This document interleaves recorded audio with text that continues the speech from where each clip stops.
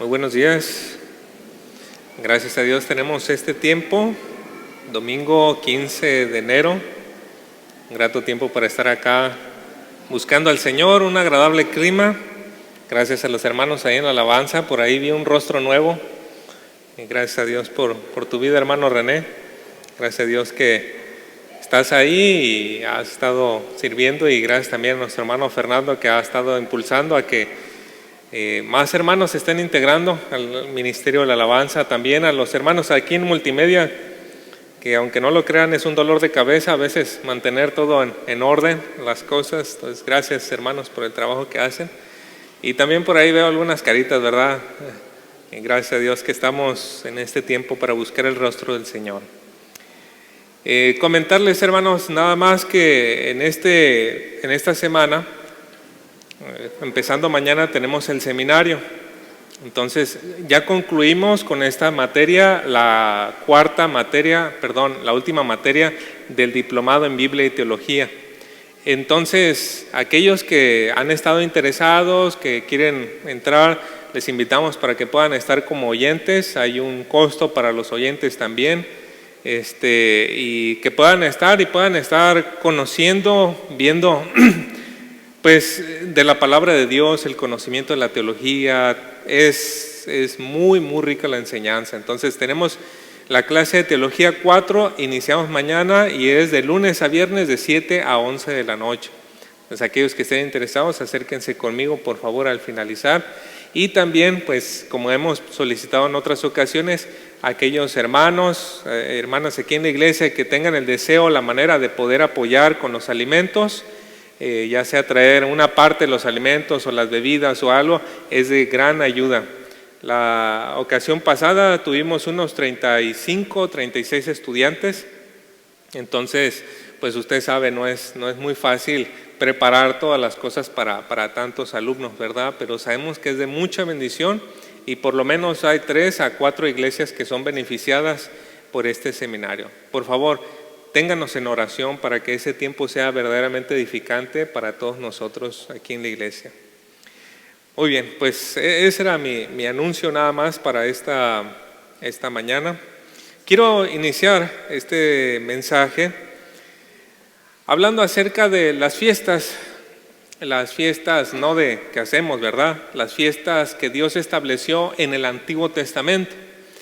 Estas fiestas tenían por lo menos 2 propósitos. Uno de ellos era recordar ciertos hechos importantes en la historia de Israel, pero también era enseñar a las nuevas generaciones el significado de esos eventos, de esos hechos o las obras de Dios a través de eso, o las enseñanzas espirituales.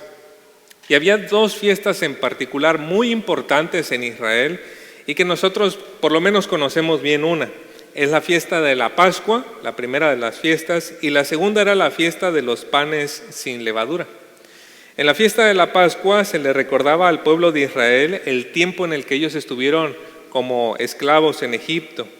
Dios, a través de Moisés, los llamó para que ellos salieran de Egipto y entonces fueran al monte a adorar a Dios. Pero recuerdan ustedes que Faraón dijo una y otra vez, no. ¿Quién es Dios? ¿Quién es Yahvé? No, y no los dejó ir. Y una tras otra vino plaga, juicio de Dios sobre Egipto, hasta que en la 10ª Dios dijo que iban a morir los primogénitos, los primeros hijos de cada familia, y ahí no iba a haber distinción.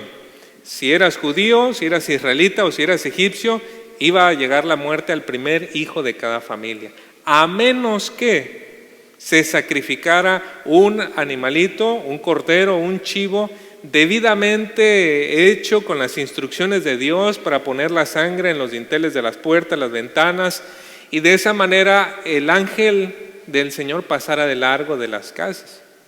Esa era la fiesta de la Pascua.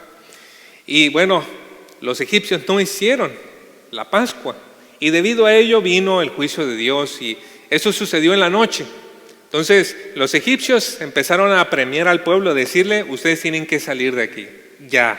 Era de noche, ellos estaban con la comida, todo esto, y no les dio tiempo de preparar el pan. porque como la hermana Chanena sabe, para preparar pan bien y rico hay que dejar reposar la masa con levadura, ¿no? Pues ya la masa infla y depende de qué tan rico queramos hacer el pan, pueden ser, David también sabe, horas o días los que tiene que reposar la masa, dependiendo, ¿no? Entonces no hubo tiempo para ponerle levadura a la masa, preparar y hacer todo esto. Tuvieron que agarrar y con la masa que estaban hacer una especie de tortillas de harina, pan pita, comer allí y salir inmediatamente con la masa sin levadura. Entonces Dios instituyó la fiesta de los panes sin levadura un día después de la fiesta de la Pascua y tenía que celebrarse por una semana. Durante una semana no se debía de encontrar levadura en la casa del pueblo de Israel. Y esta era una enseñanza muy fuerte para ayudarle al pueblo de Israel a notar que ellos debían de distinguirse de los egipcios. ¿Qué hubiese pasado si ellos hubieran esperado todavía preparando el pan allí con la levadura en el lugar donde habían sido esclavos? La idea es que, no, sal de ahí tan pronto como puedas. Huye de ese lugar que te ha tenido esclavo, donde has sufrido.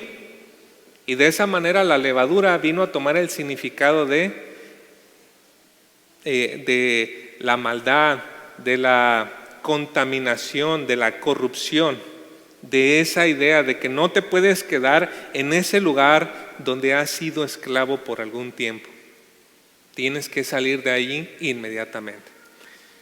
Y estas dos fiestas, bueno, sirvieron para que el pueblo de Israel se preparara, pero entendiera el mensaje que está al fondo de todo ello.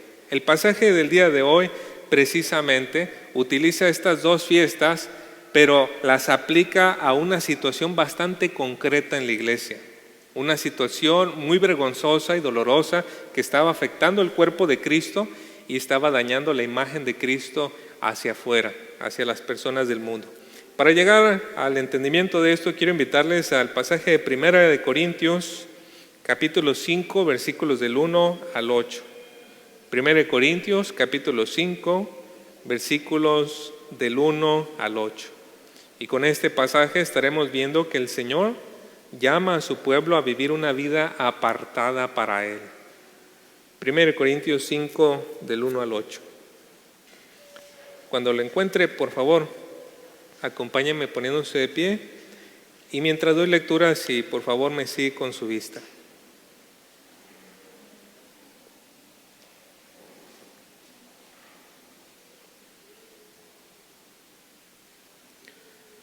Primera de Corintios 5, del 1 al 8, nos dice la palabra de Dios.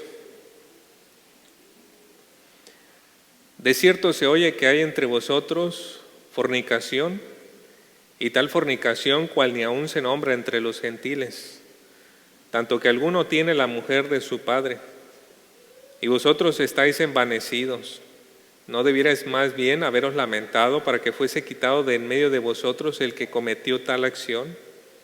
Ciertamente yo, como ausente en cuerpo pero presente en espíritu, ya como presente he juzgado al que tal cosa ha hecho.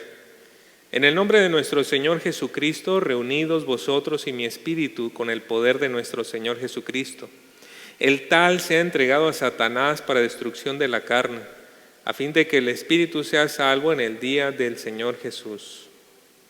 No es buena vuestra jactancia. ¿No sabéis que un poco de levadura leuda toda la masa? Limpiaos pues de la vieja levadura para que seáis nueva masa sin levadura como sois. Porque nuestra Pascua, que es Cristo, ya fue sacrificada por nosotros. Así que celebremos la fiesta no con la vieja levadura, ni con la levadura de malicia y de maldad, sino con panes sin levadura, de sinceridad y de verdad. Oremos. Padre, mientras hemos estudiado esta carta, hemos podido notar una y otra vez el llamado que usted hace en nuestra vida para apartarnos no del mundo exactamente, porque es imposible que podamos salir del mundo, pero Señor, que nosotros mismos por su poder, por su gracia, nos guardemos de la contaminación del mundo y que seamos apartados para una vida santa para usted. Usted nos ha insistido en esto, Señor, y oramos para que usted nos ayude a poder vivir así a lo que usted nos llama. Ayúdenos, Señor. Trate con nosotros, guíenos en esta hora. Que me use, Señor, y que usted edifique a la iglesia en estas palabras. En el nombre de Cristo Jesús, amén. Puede tomar su lugar.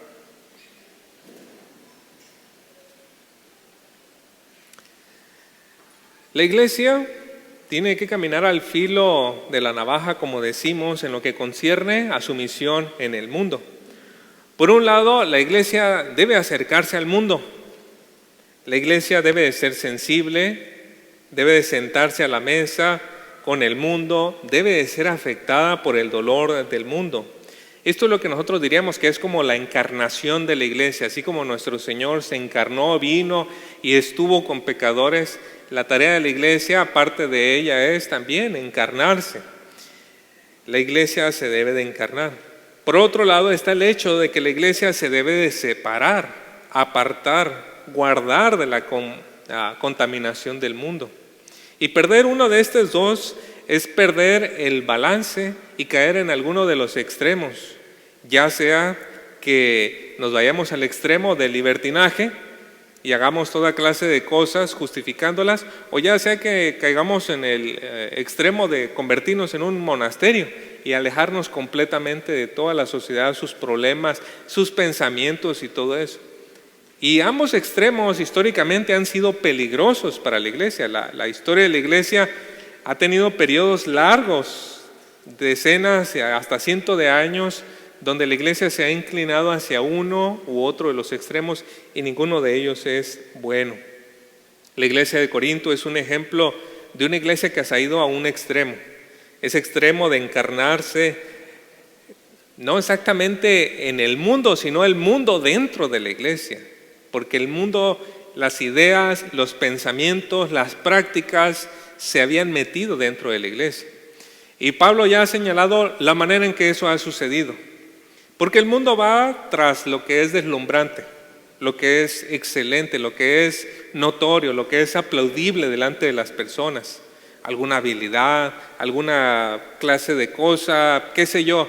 El mundo va detrás de eso y la iglesia iba en ese mismo camino, aplaudiendo la capacidad de oratoria, la influencia o la importancia de ciertos maestros dentro de la iglesia.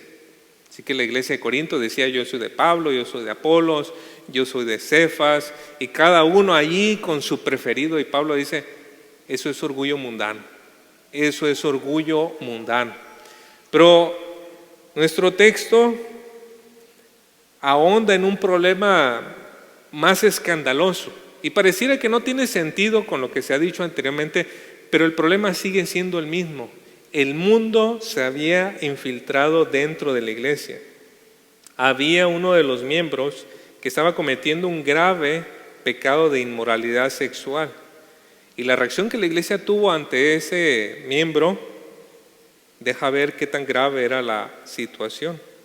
El caso de inmoralidad dentro de la iglesia requería medidas disciplinarias fuertes. Y el propósito inmediato de esto era quitar el problema en medio de la iglesia. Pero el propósito más amplio era mostrarle a la iglesia que tenía que separarse de esa mentalidad mundana. Así que al abordar la porción que tenemos para hoy, hay tres cosas que quiero señalar, hermanos. Tres cosas que tienen que ver con este caso de disciplina. Primeramente vamos a ver la causa de la disciplina, luego vamos a ver las medidas de la disciplina y finalmente vamos a ver la razón de la disciplina. Veamos entonces primero la causa. ¿Cuál era la causa de la disciplina? Versículo 1.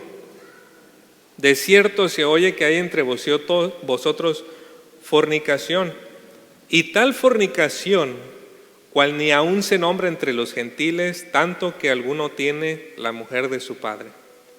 Bueno, este pasaje es muy difícil, hermanos. Hay muchos prejuicios que tenemos nosotros. Hay muchas ideas que tenemos nosotros de cómo debe de ser una iglesia, cómo se debe tratar con el pecado. Y todos traemos muchos prejuicios que en una sola predicación no voy a poder cubrir.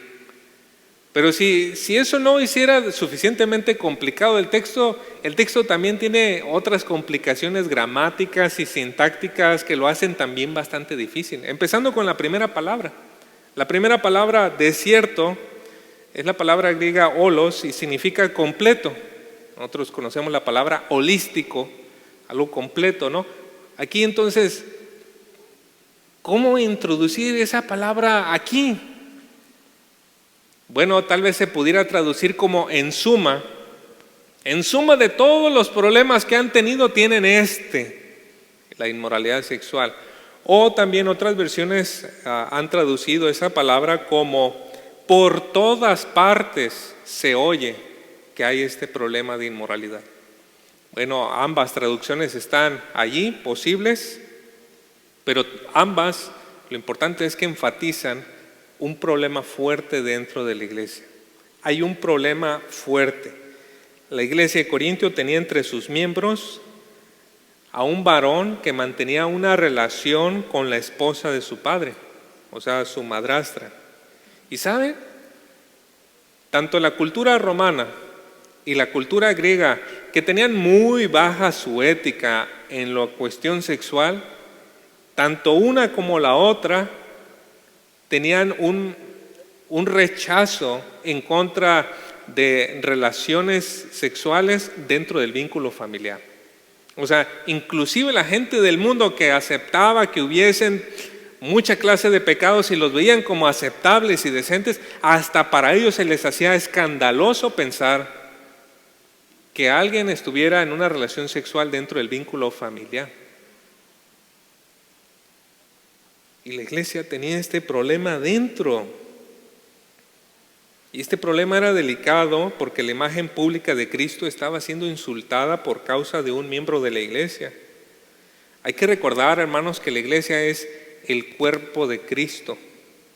El mundo conoce a Cristo por medio de la iglesia, por la imagen que la iglesia tiene.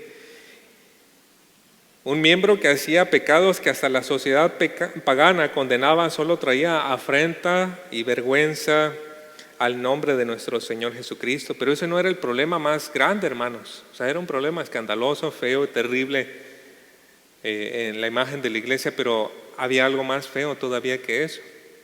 Y usted va a decir, pastor, ¿qué puede ser peor que eso? Versículo 2. ¿Cómo inicia? Vosotros estáis envanecidos. Y vosotros estáis envanecidos. La Biblia de las Américas dice, os habéis vuelto arrogantes. La Nueva Versión Internacional dice, se sienten orgullosos. Y la Biblia textual dice, estáis ingreídos. La razón de esta actitud por parte de la iglesia no se nos explica en el texto. Pero algunos escritores señalan que la iglesia solamente podía llegar a sentirse arrogante de este pecado si había adoptado la creencia que Dietrich Bonhoeffer llamó una gracia barata. Una gracia barata es aquella que te da salvación pero no te exige arrepentimiento, que te dice puedes ser discípulo de Cristo pero no te obliga a tomar una cruz. Esa es la gracia barata. Y si la iglesia había adoptado esto, es una posibilidad bastante aceptada. Y concuerdo yo también con tales escritores. He sido testigo y vergonzosamente he sido culpable de creer que es posible recibir a Cristo como el Salvador de tus pecados y al mismo tiempo decir que no es necesario que le recibas como el Señor de tu vida. He sido testigo y culpable vergonzosamente de ver qué tan lejos te puede llevar una enseñanza como esa. Con esa bandera muchos han incurrido en los excesos y desenfrenos inmorales, presumiendo de la libertad que tienen. Incluso hay maestros que se han levantado con esta propaganda. En el tiempo del apóstol Pedro, por ejemplo, leemos que dice en 2 Pedro 2:19, les prometen libertad estos maestros, mientras que ellos mismos son esclavos de la corrupción, pues uno es esclavo de aquello que le ha vencido. De esta manera vemos que la iglesia estaba en una situación lamentable y lejos de atacar el problema, que traía deshonra el nombre de Cristo, lo usaban como una bandera, pensando en que esto era así, como una bandera para decir, mira qué tan grande es la libertad que tenemos. Porque si el gran juez y rey de reyes nos ha dado libertad, pues ellos se sentían libres de poder hacer lo que quisieran y sentir que todo estaba bien. Pero si acaso no era el caso de la iglesia, que ellos estaban usando una gracia barata, bueno, de todas maneras el problema no era menor, porque tenían ese problema ahí delante de ellos, como decían, tenían ese elefante blanco en medio de la iglesia y todos le pasaban por un ladito y no hacían nada al respecto. Seguía siendo un gran problema. Por eso el apóstol Pablo tuvo que hablar de medidas disciplinarias, y es lo segundo que quiero hablarles, las medidas disciplinarias. Ahí en el versículo 2 nos sigue diciendo, no debierais más bien haberos lamentado para que fuese quitado de en medio de vosotros el que cometió tal acción. Miren, la primera reacción que la iglesia debió haber tenido es lamentarse. Esa palabra es fuerte, es el dolor, el llanto que una persona tiene cuando pierde un ser querido. Pablo les está diciendo, ustedes debieron haberse entristecido porque esa persona es como si hubiera muerto delante de ustedes. Pero no lo hicieron.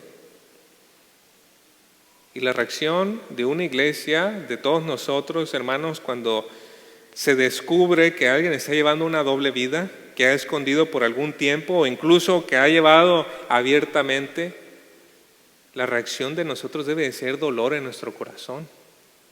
Y si no es así, hermano, hermana, mire su corazón, algo está mal. Si usted está creyendo, ya lo cacharon, o si lo usa para morbo, o no, pues es que se le veía y usted se cree mejor, cuidado, algo no está bien. Pero siempre que se encuentra algo así, debe de haber dolor en el corazón. Es la primera reacción disciplinaria, dolor en el corazón. La segunda acción que la iglesia debe de tomar o debía tomar en aquel momento era quitar de en medio al impenitente. ¿Cómo impenitente? Impenitente significa simplemente alguien que no se ha arrepentido. La situación aquí, las palabras que se usan en el tiempo en que se usan en el griego, dejan ver que esta persona no había cometido este pecado una vez y se había alejado. Era un hábito en su vida. Él estaba viviendo en esta manera, en una relación con la esposa de su padre. Ese hombre llevaba esa vida inmoral, no tenía vergüenza y mucho menos arrepentimiento. La iglesia lo debía haber quitado desde hacía bastante tiempo. Y para entender qué significa quitarlo hay que mirar el versículo 3. Ciertamente yo, dice Pablo, como ausente en cuerpo pero presente en espíritu, ya como presente he juzgado al que tal cosa ha hecho. Aquí Pablo no le daba ninguna oportunidad a la iglesia de negociar con el pecador. Si Pablo no hubiese sido tan firme, ya estoy seguro de la carta que le hubieran escrito los corintios. Si Pablo hubiese dicho, tienen que llamarle la atención y ver que pueda salir de la iglesia. Si Pablo hubiese sido más suave con esas palabras, seguramente la iglesia de Corinto le hubiera devuelto una carta, le hubiera dicho algo como esto. Pablo, ya hablamos con el hermano, porque pues hasta en eso lo tienen en considerado. Ya hablamos con el hermano y dice que le va a echar ganas, que ya no va a pecar tanto. Entonces la iglesia se alegró y bueno, pues ya volvió a su ministerio y estamos ahí apoyándole en lo que necesite. Nada más que, pues ahí te pedimos de tu paciencia. Sí, ya lo veo, así iba a suceder. Pero Pablo no les dio chance de eso. Dijo, ya ese hombre ya tiene su sentencia. No estamos esperando a ver que, no, ya está sentenciado, ya. Y lo único que hay que hacer simplemente es dar la formalidad y tomar cartas en el asunto dentro de la iglesia. Y era importante que los líderes se involucraran y la iglesia se involucrara, porque al final del día Pablo no iba a estar como el papá siempre detrás de ellos. Ellos tenían que entender las medidas de separación que tenían que tomar. Por eso dice el versículo 4 y versículo 5, muy fuertes estos versículos. en el nombre de nuestro Señor Jesucristo, reunidos vosotros y mi espíritu, con el poder de nuestro Señor Jesucristo, el tal sea entregado a Satanás para destrucción de la carne, a fin de que el espíritu sea salvo en el día del Señor. Y algunos pudieran objetar: oye Pablo, espérate tantito. ¿No que el Señor había dicho que si uno pecaba, el que había sido ofendido tenía que ir y entonces amonestarle, y si no lo oía, llevar a 2 testigos, y si no los oía, entonces decirlo a la iglesia, y si no oía, entonces sí, ya sacarlo de la iglesia? ¿Cómo te brincas todas esas cosas, Pablo, si el Señor estableció que este era el modelo, el orden que se tenía que seguir, ¿no? Alguien pudiera decirle o haberle dicho así al apóstol Pablo, como le han dicho a su servidor. Y quienes piensan así reducen la disciplina bíblica a algo muy simplista. En la vida real, los miembros que han pecado pueden crear toda clase de escenarios para los cuales es necesario aplicar mucho criterio y sentido común. Si alguien llega y me dice que cometió un crimen, ¿qué voy a hacer, hermanos? Decir, no, pues ya no lo vuelvas a hacer. No, un crimen, por definición, es algo grave, un delito grave. Tiene que ser denunciado. Si no me equivoco, todos nosotros podemos denunciar alguna situación así en la cual nos hemos encontrado. Y no aplica ahí el derecho de confidencialidad. Es un delito, es un crimen grave. Entonces, tiene que hacerse, y obviamente todo el mundo se va a enterar. Cada situación de disciplina es bastante diferente y, como digo, debe de aplicarse criterio. Rara vez, y digo, si no es que imposible, alguien nos va a estar esperando para que, bueno, ya me dijiste, ahora me tienes que traer a los 2 que siguen.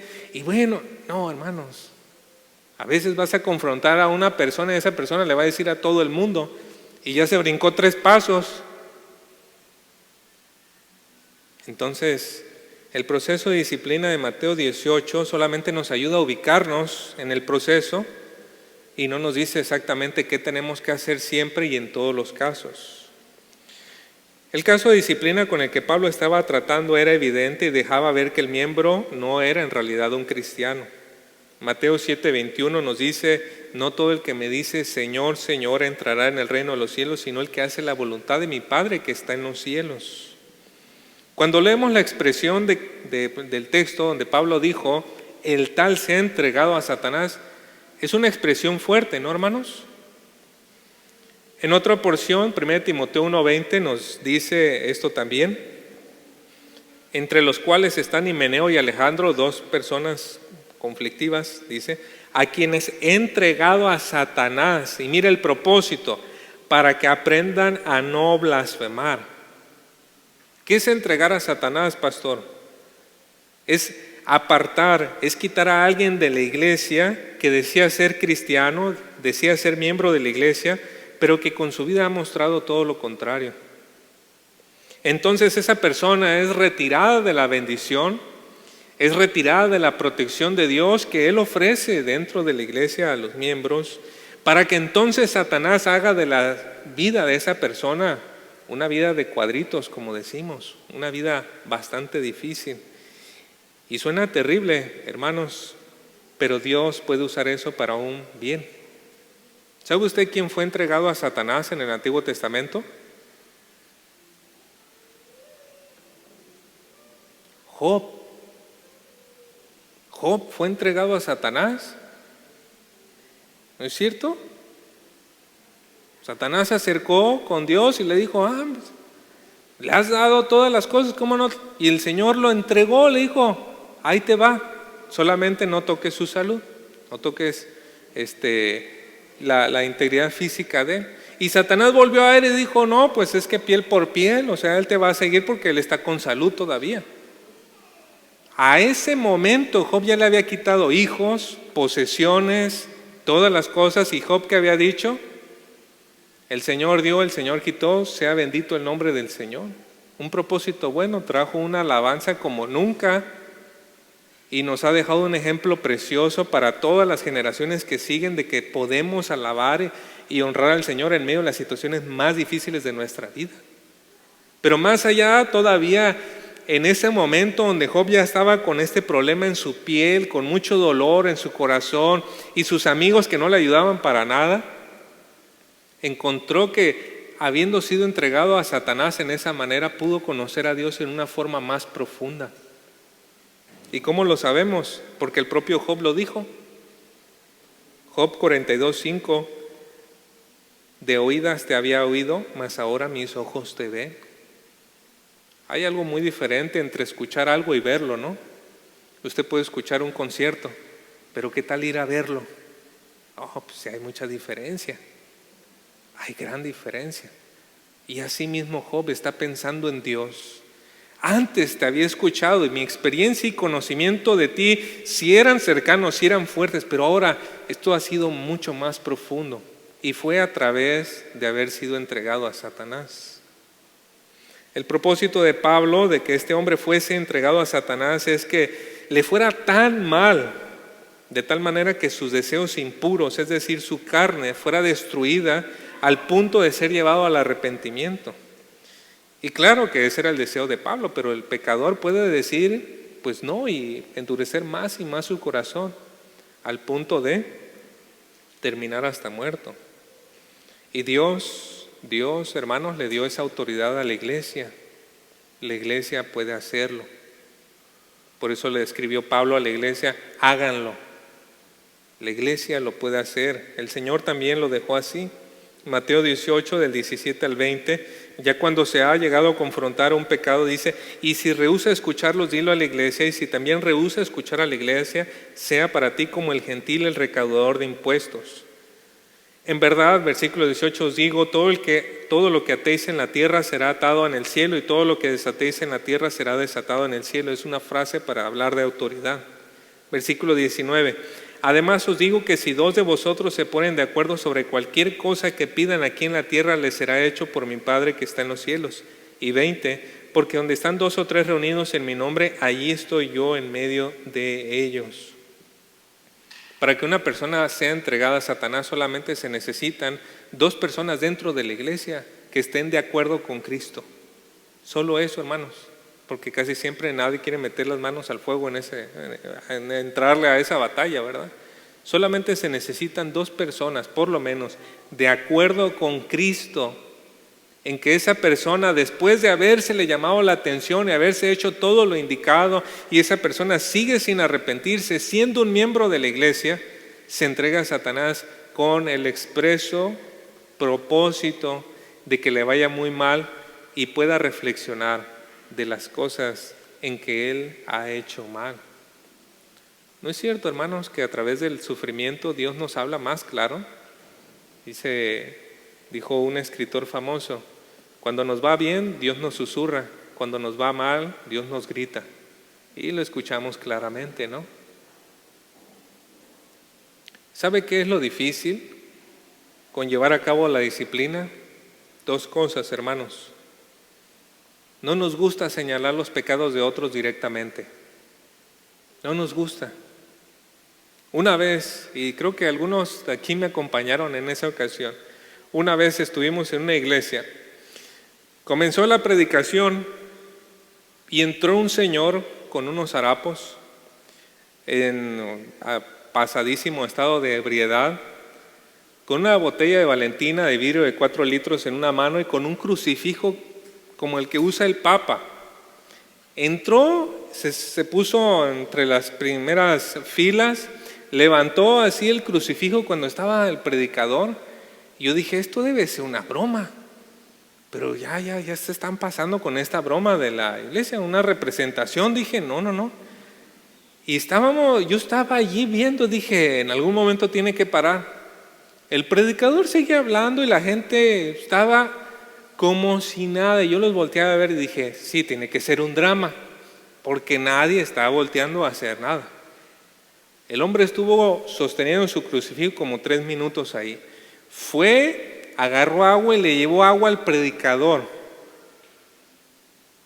Y dije, sí, tiene que ser una dramatización, pero ¿cuándo va a acabar? Porque esto ya está saliéndose de control. Y ya el hombre salió y el predicador dijo, no sé cuántos de ustedes se asustaron, pero ¿por qué no oramos? Y dije, ¿qué? O sea, no fue una dramatización, ¿fue en serio? Nadie le dijo nada a este señor. Nadie pudo decir, oiga señor, muy respetuosamente, ¿no? Conducirle afuera y decirle, Señor, no puede estar haciendo esto aquí. Nadie, hermanos. ¿Por qué? Porque tenemos este serio problema en que no nos gusta llamar la atención, no nos gusta señalar las faltas de otra persona. Y esto también tiene que ver mucho porque nos preocupa mucho nuestra imagen y nuestros sentimientos. A veces por vergüenza de decirle algo a alguien, dejamos que esa misma persona pase vergüenzas, ¿no? Y lo podemos ver, hermanos, a veces estamos comiendo y a alguien se le queda comida en el bigote, se le queda comida ahí alrededor de la boca y estamos ahí, ¿no? Qué vergüenza decirle, pero él también está pasando un montón de vergüenza porque, todos lo ven y nadie le dice nada. Y si en esas cosas tan pequeñas tenemos ese problema, hermanos, entonces no estamos en calidad de poder hacer algo frente a algo tan delicado como es la disciplina. Ante la falta de corrección y disciplina de parte de la iglesia de Corinto, el apóstol Pablo les escribió, no es buena vuestra jactancia, versículo 6. Al final del día, si en el corazón no hay amor, hay orgullo. Ya hemos observado hasta aquí la causa y las medidas de la disciplina. Notemos en tercer lugar la razón de la disciplina. Versículo 6 ahí también, hasta el versículo 8. ¿No sabéis que un poco de levadura leuda toda la masa? Limpiaos pues de la vieja levadura para que seáis masa nueva más, sin levadura como sois, porque nuestra Pascua, que es Cristo, ya fue sacrificada por nosotros. Así que celebremos la fiesta no con la vieja levadura, ni con la levadura de malicia y de maldad, sino con panes sin levadura, de sinceridad y de verdad. Como señalé al inicio de la predicación, Dios instituyó la fiesta de la Pascua y los panes de levadura, sin levadura, para mostrarle al pueblo cómo ellos tenían que separarse, apartarse, y cómo Dios había enviado un sacrificio para que ellos pudieran salir libres y estar consagrados para Dios. Y así sucede con Cristo, que hizo nuestro Señor Jesucristo a través de su muerte, vino a traernos libertad.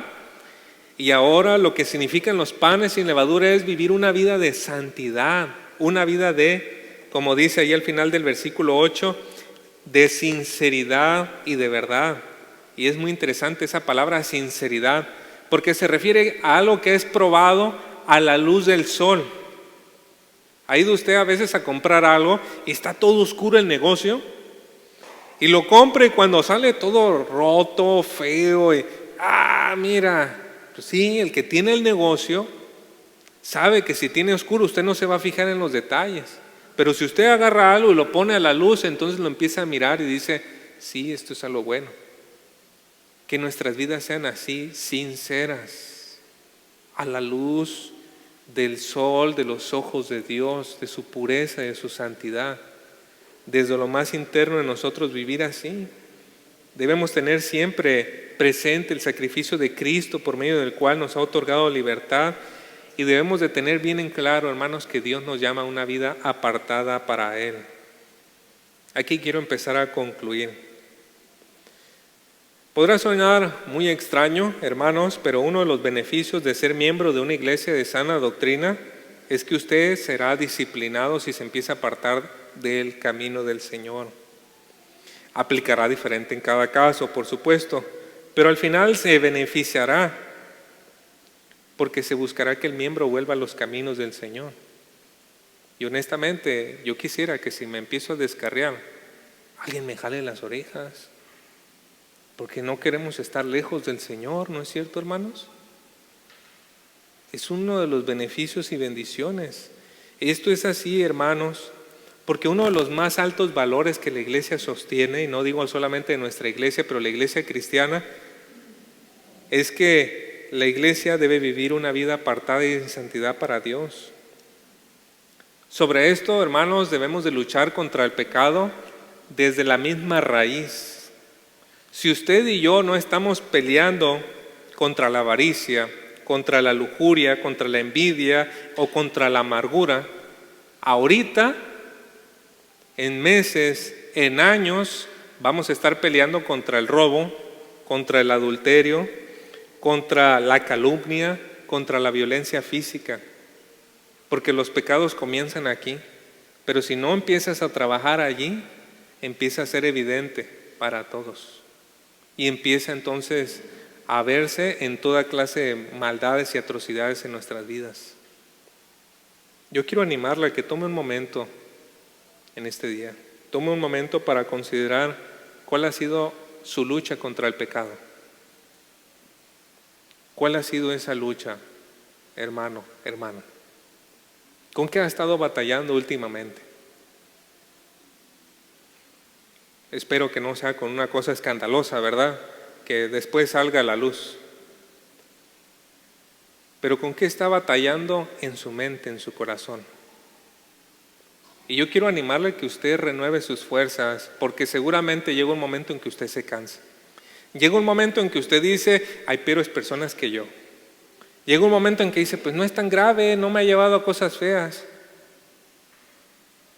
Quiero que considere ese pecado, esos pecados en su raíz